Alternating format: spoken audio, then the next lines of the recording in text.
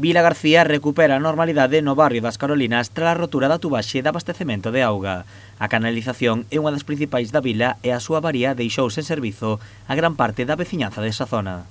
Sí, a ver, nun primeiro momento afectoulle a población en xeral de toda a vila, porque é unha das redes a principal rede de auga de abastecemento de toda a vila, que ven desde a potabilizadora de Trabanca.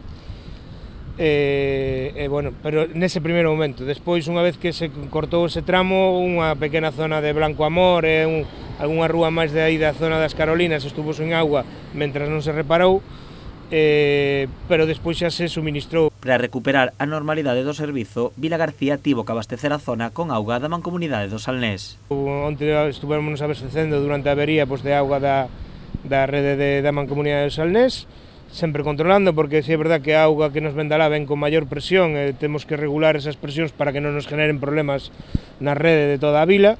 Había pequenos problemas de abastecemento nos pisos altos de toda a vila, a partir do quinto floxeaba a presión.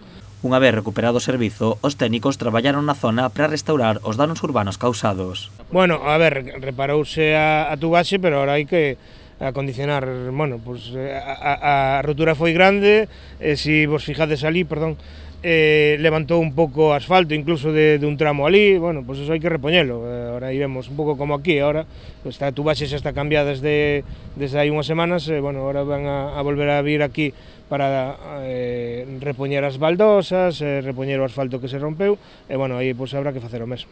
Dende o Concello recoñecen que esta tubaxe é unha das arterias principais da vila e a que máis está sufrindo tras a mellora da tubaxe noutras zonas.